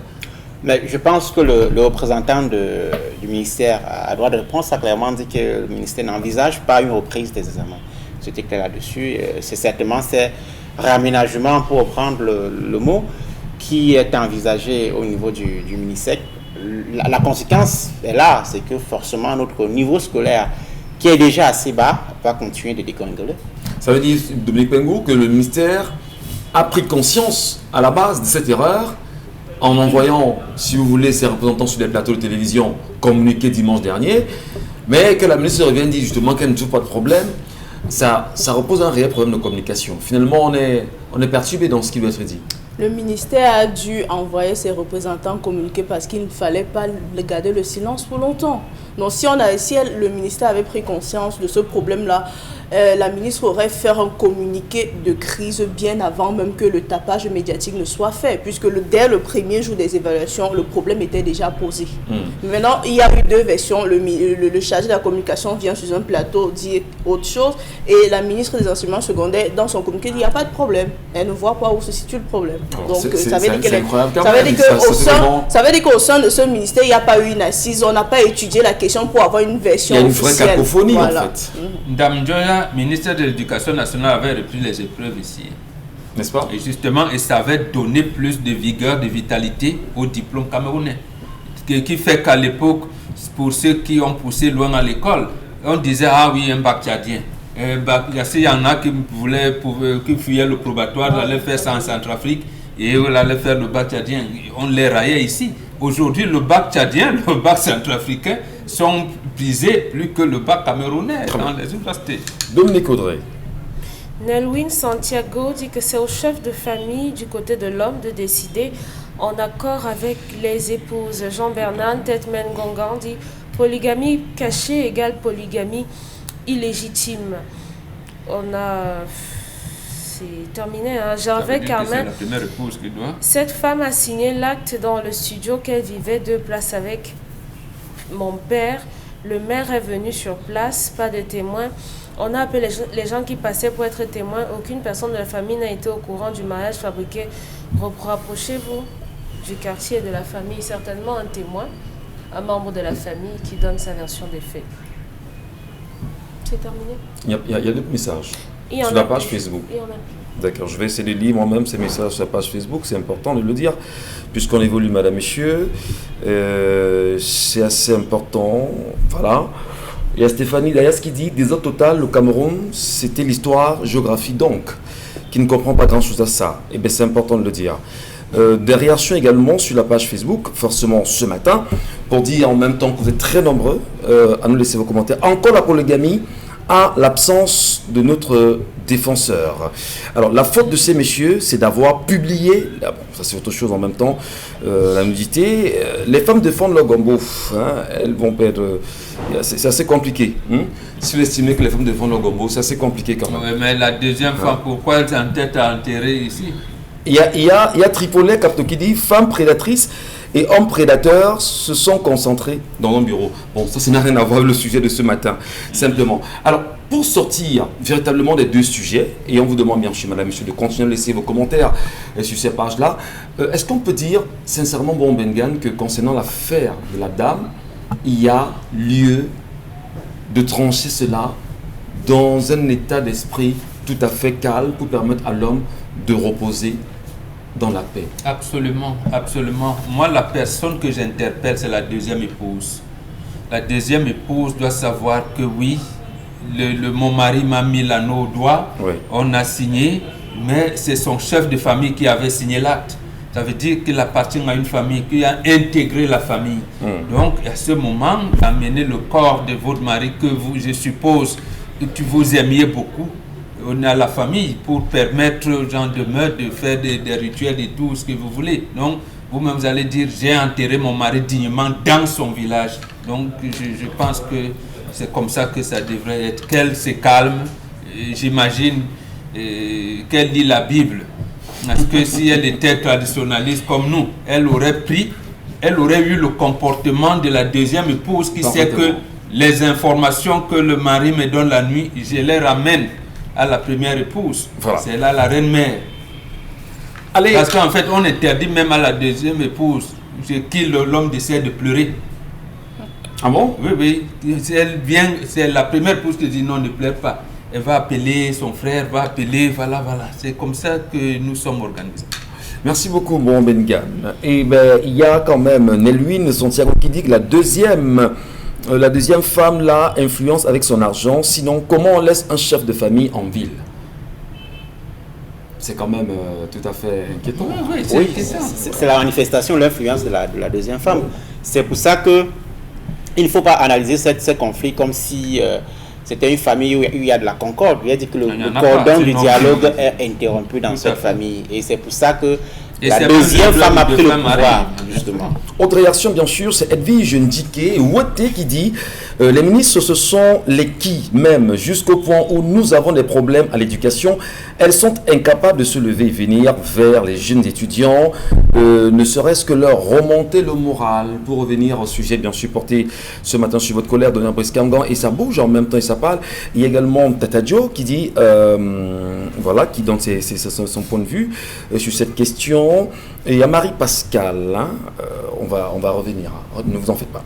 Allez, on poursuit l'émission. Dans un instant, nous sommes avec nos amis de StarTime sur ce plateau, mesdames, messieurs. Ils sont déjà bien installés. C'est un plaisir d'être avec eux naturellement.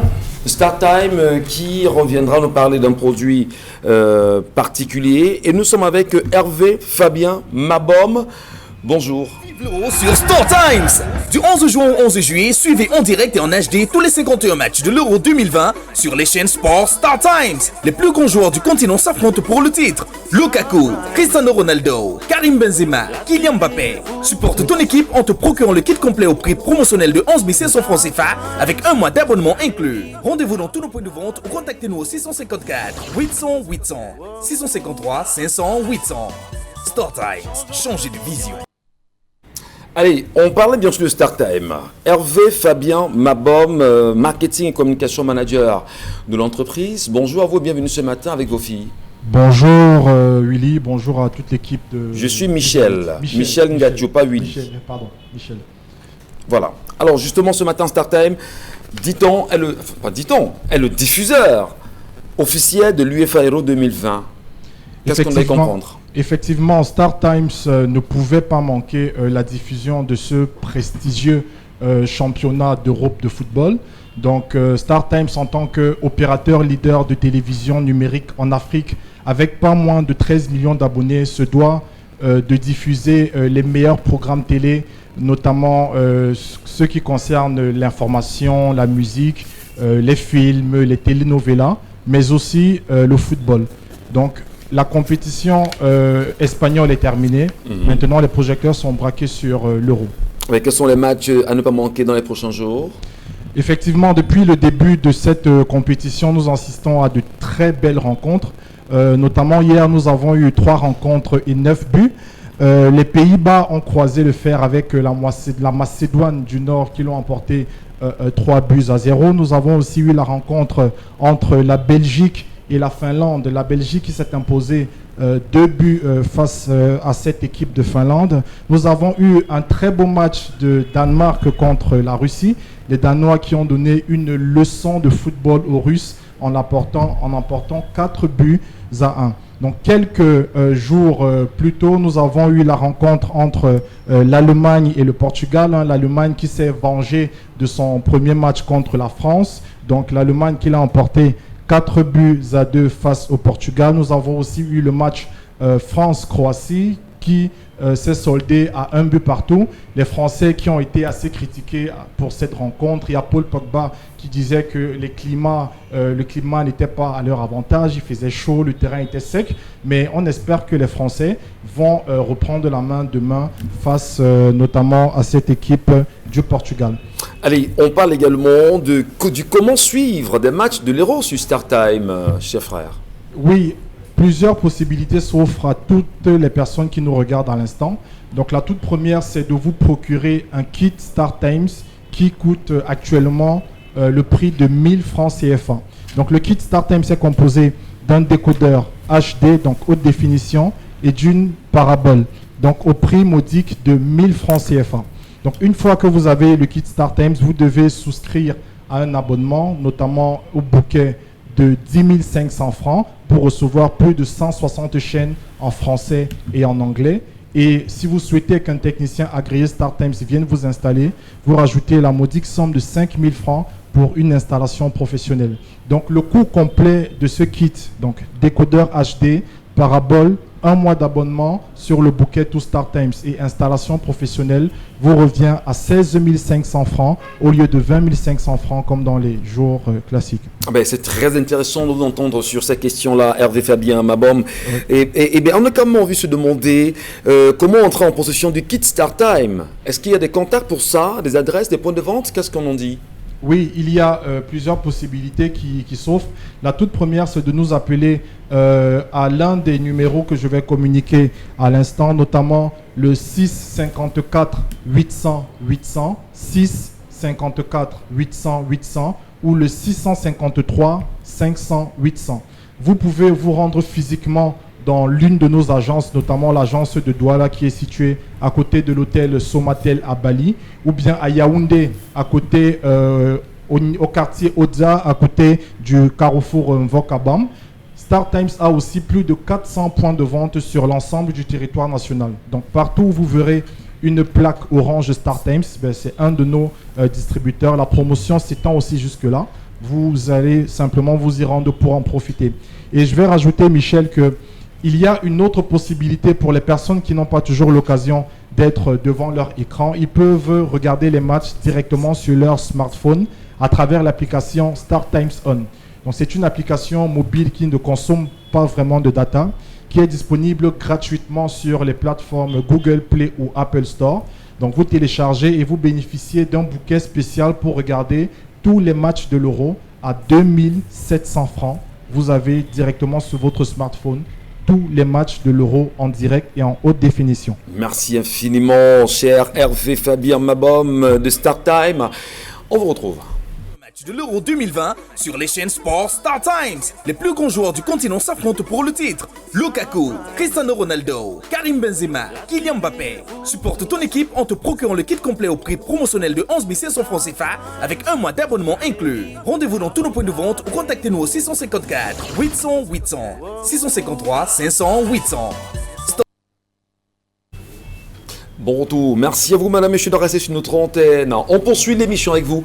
En même temps, nous vous remercions véritablement pour vos nombreux messages. Et bien là, c'est assez fort quand même. Non seulement les nombreuses réactions que vous avez sur les réseaux sociaux concernant ces sujets que nous avons avec nous ce matin. Il y a Nelwin Santiago qui dit « Ça prouve qu'il y a d'inspecteurs au Cameroun pour avoir un œil sur les épreuves. » Justement, concernant les éléments évoqués par Dona Brice-Kamgan, dans un pays normal, le ministre devrait démissionner car les épreuves sont un modèle ancien pour une future jeunesse. Nous dit justement Nelwin Santiago ce matin. C'est des réactions. Marie-Pascale Bungo dit très bien, je pensais envoyer mes enfants étudier au pays, mais entre l'éducation qui est devenue minable, l'instruction qui est lamentable et les enlèvements et viols sur mineurs qui deviennent quotidiens, du coup, mes enfants sont plus en sécurité chez les Blancs que chez moi. C'est triste. C'est bien sûr une réaction qui vous interpelle, Dominique Pengou? Naturellement, puisque c'est triste de voir comment on banalise l'éducation des enfants. C'est triste de voir, parce que c'est de là que tout commence. Un enfant bien éduqué est une preuve, comment je vais dire ça, est une preuve, ou encore c'est un adulte réussi de la société. Un trésor pour la société. Puisque si on regarde même les différents problèmes qu'on a aujourd'hui, qui sont posés par des adultes camerounais, cela parle d'une question d'éducation de base. Il y a des personnes qui ont raté un certain nombre de choses en ce qui concerne l'éducation et aujourd'hui pensent que ce qu'elles font sont normales, les choses qu'elles brandissent comme ça aux yeux de la société sont des choses qui peuvent être tolérées par tout le monde, qui peuvent être acceptées par tout le monde. Si on parle même du cas palpable de ce qui est sur la toile et qui est brandi sur la toile un peu de partout, j'ai pas envie d'entrer dans le vif du sujet, mais c'est une question d'éducation de base. Merci. Et Stéphanie Delouc dit « La ministre et son staff n'ont pas le niveau et n'ont pas de niveau pour être où ils sont. Donc vraiment, qu'on nous laisse l'école aujourd'hui, c'est du n'importe quoi. » Vous êtes très nombreux à nous ces réactions. Alors on va poursuivre l'émission avec vous, et notamment la revue des réseaux sociaux. Dominique Pengou, qu'est-ce que vous nous réservez ce matin? Alors, la revue des réseaux sociaux ce matin, Michel Ngacho, la série des accidents continue au Cameroun. Et hier encore, sur l'axe Tonga-Bagante, on a eu droit à l'accident d'un gros porteur du bus de l'agence Châtel Express qui a fait un accident. Une soixantaine de blessés ont été conduits à l'hôpital de district de Bagante. Et il y a eu 2 morts, 2 dames qui sont décédées sur place. On a envie de se poser la question ce matin, à savoir qu'est-ce que les routes camerounaises réclament. Elles réclament quoi à qui? À la population ou encore à nos dirigeants? Qu'est-ce qui se passe pour que la route tue énormément au Cameroun? Il faut rappeler surtout que nous sommes dans la période des vacances. Dominique Audrey-Yengelek, vous pensez qu'il faudrait faire très attention comme certains? Oui, on le disait déjà hier ici, il faudrait redoubler de vigilance parce que ce soit la qualité ou bien l'état des véhicules, également les aptitudes des chauffeurs et à côté également l'état des routes, il y a énormément de choses à refaire qui ne concourent pas à une circulation normale qui par analogie pourrait permettre d'éviter un certain nombre d'accidents. Donc il faudrait que les uns et les autres redoublent de vigilance, surtout qu'il y aura plus de trafic à partir de la fin de cette semaine, puisqu'on est quasiment à la fin du mois, puisqu'on est quasiment à la fin des examens, dont les gens vont commencer à transiter d'une ville à une autre. Donc il va falloir redoubler de vigilance. Peut-être les éléments du ministère des Transports pourraient déjà commencer à sortir au niveau de la prévention routière.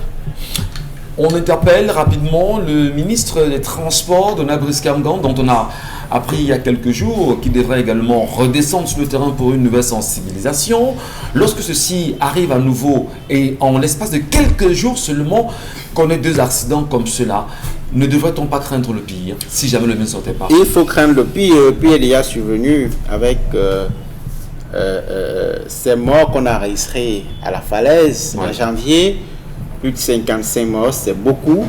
La courbe, manifestement, va être inédite à la fin de cette année 2021 si on ne fait pas attention. Je vois que là, nous sommes sur une route nationale, la nationale numéro 4 notamment. Et lorsque vous voyez cette route, elle est extrêmement étroite, il faut le dire. C'est une route qui est extrêmement étroite pour être une route nationale. Ça met en exergue la question de la qualité de nos infrastructures routières, à la fois sur leur dimension, mais aussi sur la qualité de ces routes.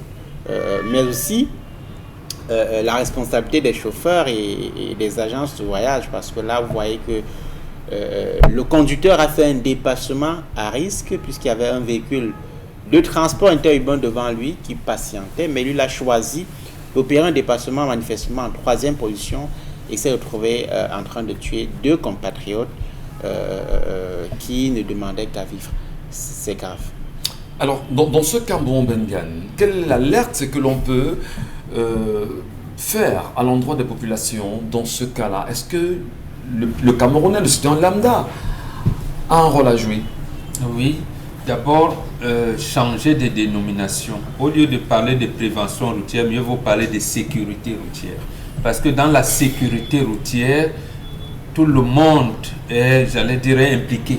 D'abord, les chauffeurs, les conducteurs que nous avons. Est-ce que les conducteurs sont recyclés? Généralement, non. Et je pense, à l'époque du ministre Mebengo, il y a une enquête avait été menée où on avait dit que plus de 1000 chauffeurs avaient des problèmes de vue. Et un grand nombre de chauffeurs aussi ne maîtrisaient pas les conduites des engins lourds. Les engins lourds. Et on avait pris l'exemple sur la descente de Boumiébé, par exemple, où certains camionneurs avaient été recyclés. On les disait, chaque fois qu'ils arrivaient, descendaient les pentes, ils arrêtent le moteur, ils descendent. Et j'entendais les spécialistes leur dire, quand vous le faites, vous mettez la voiture au point mort, la voiture n'obéit plus. En cas d'attaque, elle n'obéit plus au conducteur. Oui, donc, à un moment, il y a des recyclages. Non, il y a des recyclages où on leur dirait des choses. La falaise de Tchang, j'ai entendu également les spécialistes leur dire, par exemple, si vous utilisez le frein mécanique là, ça va ronger le frein au point où ça risque de lâcher avant que vous ne terminiez la descente. Donc, c'est peut-être bon d'utiliser le frein moteur. Maintenant, bon, moi je ne m'y connais pas, c'est des choses que j'entendais. Pour dire simplement qu'il faut recycler les chauffeurs, parce que c'est à eux qu'on dit souvent qu'il faut adapter la vitesse du véhicule à l'état de la route. Déjà, Dominique, comme on dit, on a des pistes, donc on n'a pas de bonnes routes. Comment adapter donc la vitesse des véhicules que nous avons à l'état de nos routes? Est-ce qu'à un moment donné, il n'y a pas des courses folles que ces chauffeurs opèrent, Dominique Pengou, parce qu'en réalité, il faut aller, je sais pas, faire 2 ou 3 voyages de temps d'une journée. Tu fais 3 voyages, on t'ajoute 1000 francs. Est-ce que c'est pas ça, à un moment donné, qui pousse nos chauffeurs à perdre toute la raison sur nos actions routières? Justement, Michel, pour avoir une connaissance qui est chauffeur de transport d'une agence interurbaine que je ne vais pas citer ici, il y a justement cette course folle qui est exercée parce que le nombre de voyages que vous faites par jour a droit à un certain nombre de primes également. Je dis n'importe quoi, on peut vous dire, vous chauffeur par voyage, hormis votre salaire mensuel, vous avez peut-être 10 000 ou 15 000 francs par bus que vous déplacez et que vous ramenez avec les personnes chargées à l'intérieur. Donc, parfois même, ça fait en sorte que quand les chauffeurs sont même fatigués, puisque cette connaissance-là a eu un jour des problèmes avec son directeur général parce qu'il avait avait posé le problème du fait qu'il était fatigué, il ne pouvait pas voyager, il ne pouvait pas faire plus de 2 voyages ce jour-là. Il a eu droit à 2 semaines de mise à pied, juste parce qu'il a refusé de prendre un 3e voyage et en émettant le souhait d'aller se reposer. Donc, parfois même, ces chauffeurs-là sont proposés comme ça. On leur propose des primes, on leur dit, vous allez faire, si vous faites 4 voyages par jour, vous aurez tel nombre de primes multipliées par 4. Alors, un chef de famille qui a la quête de quoi nourrir sa famille ne va pas fléchir face à ce genre de proposition. On va pas valider ça. Hein. Non, je ne valide pas. Je condamne justement en disant que si vous proposez ce genre de solution, encore ce genre de procédure à un chef de famille, ne va pas. Vous êtes maintenant, la faute revient à ces dirigeants, à ces responsables de ces chauffeurs, à ces responsables même d'agences qui ne peuvent pas réguler. Il faudrait réguler, il faudrait mettre ce genre de faute parce que transporter la vie des gens, non seulement c'est fatigant, mais ça nécessite beaucoup d'attention sur la route. Voilà, donc il ne faudrait pas que quand un chauffeur émette le fait qu'il est fatigué, vous banalisez cela. Merci beaucoup Dominique Pengou. Et on rappelle que ce n'est pas seulement entre Yaoundé et Douala, ou encore entre Douala, Yaoundé, voire entre Douala, Bafoussam, Yaoundé, etc. C'est dans tout le pays, toutes les voies, sur tous les axes routiers du Cameroun. Il est important que le ministre des Transports descende sur le terrain, vraiment sensibiliser les Camerounais sur les dispositions à prendre en ces temps de vacances, quand on sait que des gens partiront des villes pour d'autres villes. Et au-delà justement de cette question, où en sommes-nous avec les routes dont on parlait de revêtement confortatif de la chaussée? On en parlera. Autre sujet. Alors, un deuxième sujet ce matin, Michel, sans toutefois nous immiscer dans la vie privée de l'ex-président de la Côte d'Ivoire, Laurent Gbagbo. Mais hier, il y a eu apparition d'un communiqué qui a fait jaser la toile. Ce communiqué-là nous montre a priori que l'ex-président de la Côte d'Ivoire réitère sa volonté d'entamer une procédure de divorce avec Simon et Yvette Gbagbo et saisit justement les juges matrimoniaux de la Cour pénale internationale ivoirienne, de la justice ivoirienne, pardon, voilà. Voilà, la justice ivoirienne. La justice ivoirienne, oui. Voilà, merci. Et on les a bien sûr en image, le président Gbagbo et son épouse, qui d'ailleurs à travers ce communiqué, qui a fait bien sûr parler la toile. Justement, qu'est-ce qui peut pousser le président Gbagbo à demander le divorce avec Simone, dont on a vu à un moment donné, très proche de lui, dans le combat et tout ce qui allait avec. Maintenant, la question ce matin est de savoir si cela n'aurait pas des conséquences directes sur la vie politique de ces deux personnages très connus de la scène politique ivoirienne, ou encore sur les projets d'avenir. Alors, que vous projetez, que vous suggérez? Qu'est-ce que vous suggérez comme commentaire de Brice Kamgan? Qu'est-ce que ça vous renvoie comme idée, ces images-là, ce communiqué qui a été rendu public sur les réseaux sociaux et qui fait parler plus d'un Africain aujourd'hui, au regard de l'image admirative qu'on a de Laurent Gbagbo? Bon, il faut savoir que les dissensions entre Laurent Gbagbo et son épouse, la première, Simone Gbagbo, ne datent pas d'aujourd'hui. En fin 2018, lorsque Abdourahmane Sangaré, qui était à l'époque le deuxième vice-président du FPI GOR, décède, Simone Gbagbo souhaite prendre la tête du FPI par intérim, chose que le président Laurent Gbagbo, à l'époque encore en prison, a refusé. Vous savez également qu'il y a eu un geste lorsqu'il est arrivé à l'aéroport il y a quelques jours. Il n'a pas serré Simone Gbagbo dans ses bras, à l'opposé de Nadi Bamba, sa deuxième épouse, qu'il a longuement serré dans ses bras. Ces dissensions se sont davantage signalées aussi dimanche. Vous savez que dimanche, et le 21 nous a montré les images hier. Dimanche, Laurent Gbagbo était à la cathédrale Saint-Paul d'Abidjan, un acte religieux de conversion au catholicisme, mais aussi un acte politique, parce que vous savez que dans les années 2000, lorsque Laurent Gbagbo arrive au pouvoir, il embrasse avec Simone Gbagbo l'évangélisme. Simone Gbagbo y est toujours. Or, en retournant au catholicisme, qui est sa religion d'origine, Laurent Gbagbo veut certainement montrer qu'il s'écarte de son épouse. Alors, qu'est-ce que cela peut avoir comme conséquence? Je pense qu'au plan politique, il y aura certainement des conséquences, parce que vous savez que jusqu'aujourd'hui, Simone Gbagbo est la deuxième vice-présidente des GOR, Gbagbo ou rien, l'aile dure de cette formation politique est aujourd'hui divisée en diverses factions. Donc, je ne pense pas que c'est une bonne nouvelle pour la réconciliation qui est attendue au plan interne du FPI. Mais on attend de voir. Voilà. Et Mbombo Bedgan, vous aussi, vous aviez regardé avec certainement... Comment vous avez commenté cette sortie-là? Non, beaucoup de choses. D'abord, ce n'est pas la première fois qu'un homme politique de grande envergure divorce. Ouais. Michel Rocard l'a fait.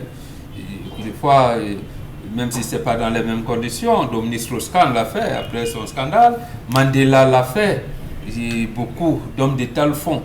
Et généralement, celui qu'on condamne, généralement, c'est l'homme. C'est l'homme. Parce qu'on se focalise à ce qui est apparent. Or, il y a beaucoup de choses qui encadrent les unions. L'un et l'autre étaient d'abord dans un précédent mariage et se sont rencontrés aujourd'hui dans son temps. Mais ce que moi je voudrais qu'on réserve, c'est la lutte. L'orientation de la lutte panafricaine. Est-ce que ça aura une influence entre les deux? Premièrement, je pense que pas tout à fait. Parce que les deux restent dans la même faction que dirige Aswadou. Et la personne, j'allais dire, qui est un peu mise en minorité aujourd'hui, c'est Afinguessan. Donc, il se retrouve. Maintenant, est-ce que Laurent Gbagbo va faciliter l'ascension politique de Simone? Ce que je souhaite, parce que lui, l'âge, c'est vrai, ils sont sensiblement la même génération, mais elle est encore plus jeune que Laurent, pour que au moins l'une des deux grandes figures puisse également émerger, encore que c'est une femme battante. Maintenant, vous parlez d'un deuxième, non, il faut quand même qu'on soit sérieux. À quel niveau-là? Laurent Gbagbo, cette femme, sa deuxième femme, lui avait été donnée, si on peut dire comme ça, c'est-à-dire que la femme lui avait donné cette femme, mais à l'époque, il avait blagué, comme on fait souvent, mais la famille était restée sérieuse. Alors, on lui a rappelé, donc à un moment, mais, camarade Laurent, n'oublie pas que tu as une épouse là-bas. Et pendant le parcours de Nadine, comment c'est comme Nadi ça, Bamba. Nadi Bamba, Simone payait ses études. Simone a payé ses études, elle s'occupait d'elle. Mais je pense qu'elle s'occupait d'elle, sachant que, comme on disait tout à l'heure, pour l'histoire du jour, comme en bonne africaine, c'est une femme qui accompagnera mon mari dans les derniers jours. Mais à l'époque, les deux étant dans des églises qui ne permettent pas la polygamie, et bon, maintenez ça comme ça. Maintenez ça comme ça. Aujourd'hui, où ça arrive un jour où un choix doit être fait, bon, et l'autre chose, parce que là aussi, on appelle Gbagbo Laurent a embrassé Simone à l'aéroport. Le problème qui s'est passé, c'est quoi? Quand Laurent Gbagbo arrive, on lui dit, il sent qu'il y a le public, il décline, il ne passe plus par le salon d'honneur. Il dit, je veux être avec le peuple. Et justement, ceux qui étaient au salon d'honneur et aussi quittent, ils viennent donc se fondre avec le peuple, le public qui l'attendait dans la voie des passagers. Et c'est comme ça dans cette marmaille. On a tous regardé les images. On les a vus en accolade. On les a vus en accolade, justement. Pas de chaleur qu'avec Nadine. Nadine, ils ont voyagé ensemble. Mais la question fondamentale... Il n'a pas rencontré les deux épouses. Il a voyagé avec une. La question fondamentale, c'est de savoir, est-ce que, même s'il y a eu un autre communiqué qui se fait par la suite et qui s'est avéré être un fake, est-ce qu'on ne peut pas dire que l'éloignement, l'écartement, le divorce souhaité prononcé ici aura des conséquences vraiment néfastes pour l'un ou l'autre en politique? D'abord, Gbagbo, Laurent, avait voulu que le divorce soit à l'amiable. Négocié. Voilà, soit négocié. Soit négocié, justement. Parce que, justement, il savait ça, que passer devant les tribunaux va donner l'impression que vraiment, ils ne s'égalent pas, comment vous pouvez. Donc, on prend ça comme des hommes ordinaires.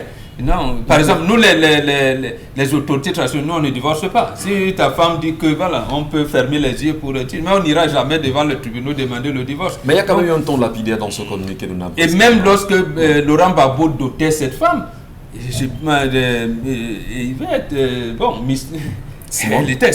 Simone a participé. Ouais. Elle savait, donc ce n'était pas caché. Quand elle a fait le mariage coutumier traditionnel, elle était au courant, elle a participé. Même pendant la campagne électorale, les tâches étaient réparties. La deuxième épouse s'est occupée de la communication de leur époux commun. Et elle était dans le cabinet stratégique. D'abord, c'est au niveau de leur équipe stratégique qu'on définissait qui doit faire ci, qui doit faire ça.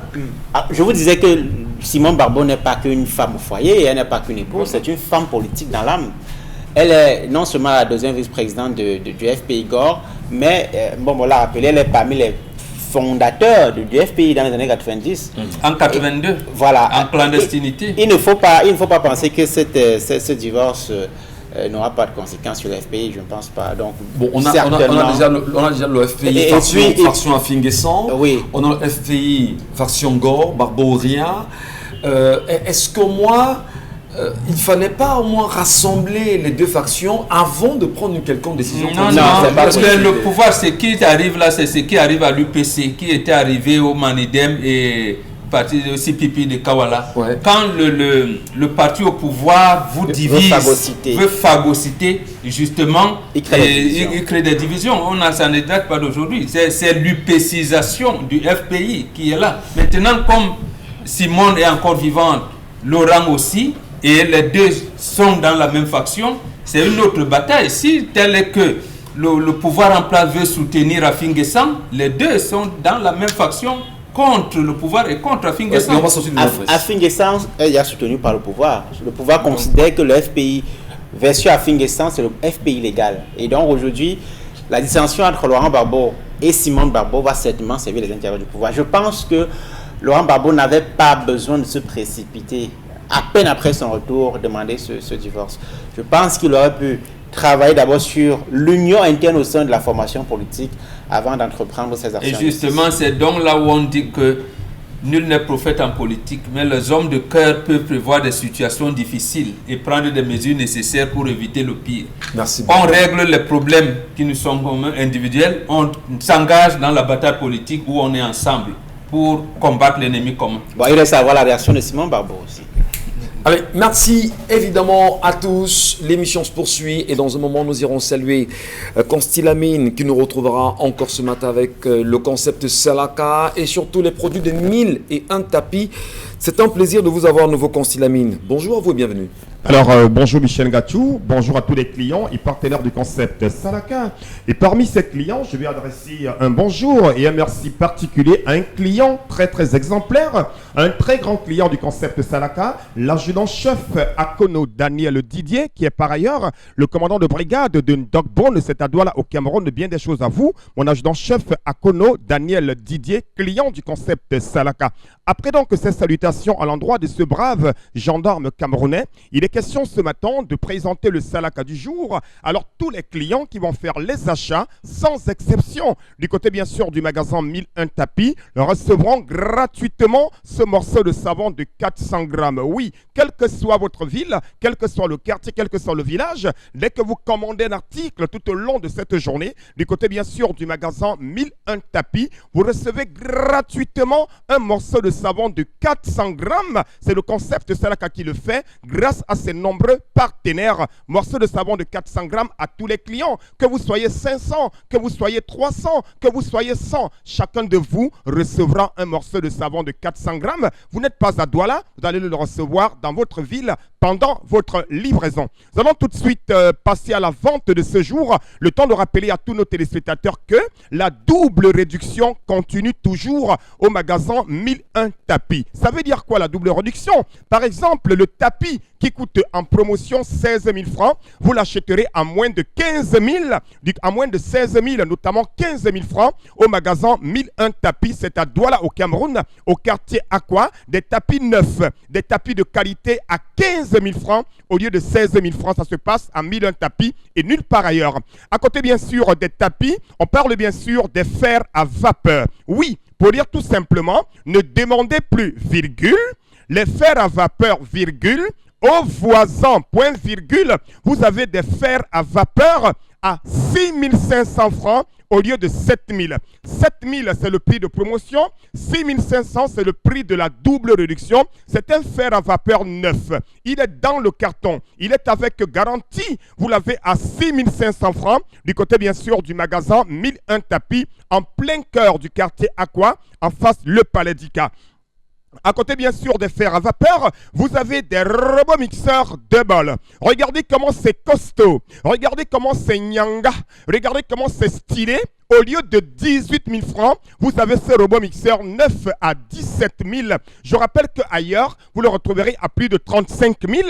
Mais ce Moulinex, vous l'avez à 17 000 francs. Des ordinateurs complets. Ceux qui ont besoin de saisir les documents, que ce soit pour les élèves, les étudiants, les commandants de brigade, les policiers, les bensikineurs, les taximens, les commerçants, un ordinateur complet, vous l'avez à moins de 45 000.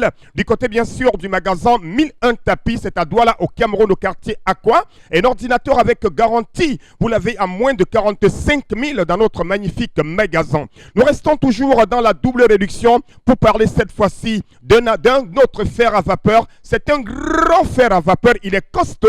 Au lieu de 25 000, vous l'avez à 13 000. Au lieu de 13 000 francs, vous l'avez à moins de 13 000 francs au magasin 1001 tapis. Que ce soit les couturiers, c'est-à-dire les tailleurs, les pressines, vous l'avez à moins de 13 000 francs. Ce costaud fer à vapeur au magasin 1001 tapis à Aqua. Les numéros de téléphone, vous les avez achetés sans vous déplacer et recevez un morceau de savon de 400 grammes gratuitement.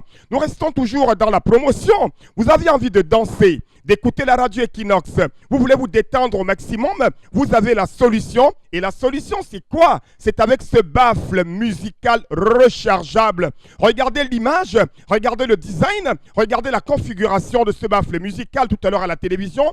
Vous l'avez à 13 000 francs au lieu de 16 000. Un baffle musical rechargeable, c'est bien sûr du côté du magasin 1001 tapis en face le Palais d'Ika et nulle part ailleurs. Votre baffle musical rechargeable. On parle également de plus en plus d'un woofer, un magnifique woofer.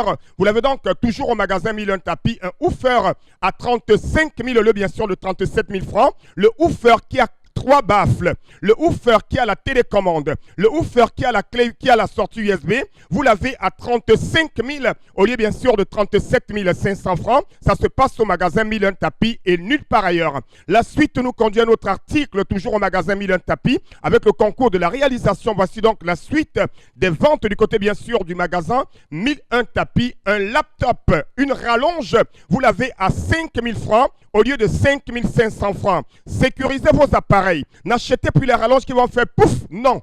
Les rallonges qui vont faire pouf, c'est terminé. Une rallonge à 5 000 au magasin 1001 tapis. C'est à Douala au Cameroun. Le laptop Corps de Dio. Chers téléspectateurs, chers clients du concept Salaka, vous êtes en Gandéré, vous êtes en Guelmendouka, vous êtes à Yaoundé. Voici l'occasion plus que jamais d'acheter un laptop Corps de Dio à moins de 90 000. Il a 320 Go de disque dur, lecteur DVD, webcam Wi-Fi de très bonne qualité. Vous l'avez à moins de 90 000 francs au magasin 1001 tapis en face le Palais d'Ika au quartier Aqua. Nous restons toujours dans la vente de ce matin. Regardez bien sûr le second article, c'est quoi avec la réalisation, chers téléspectateurs? Un ordinateur encore à moins de 45 000. Vous l'avez au magasin 1001 tapis. Les régulateurs de tension numérique. Quel est le rôle d'un régulateur de tension? Ça permet de réguler le courant, ça permet de protéger les appareils. Vous les avez à moins de 15 000 francs du côté bien sûr du magasin 1001 tapis. C'est neuf, c'est dans le carton, c'est avec garantie au magasin 1001 tapis. La suite nous conduit bien entendu à un baffle musical rechargeable. Tout à l'heure, vous avez vu sur la présentation, voici la présentation physique de ce baffle musical rechargeable, chers téléspectateurs. Le voilà. Vous l'avez à 13 000. Ce baffle musical que voici a le Bluetooth. À la radio, ça prend le micro, ça prend la clé USB. Vous l'avez à 13 000 francs au magasin 1001 tapis, c'est à Douala au Cameroun. Tous ces articles-là, le détendeur intelligent IGT à 11 500 francs et surtout les bouloirs à partir de 6 000. Tous ces articles-là sont en vente au magasin 1001 tapis. Nous livrons dans tout le Cameroun dans pays africain détendeur intelligent à 11 500 francs, chers téléspectateurs. Venez à 1001 tapis acheter la qualité grâce au concept Salaka. Commandez, commandez, commandez, commandez, commandez, commandez, commandez et soyez livrés. N'oubliez pas le savon de 400 grammes gratuitement à tous les clients. Thank you, Fenty. Enfin.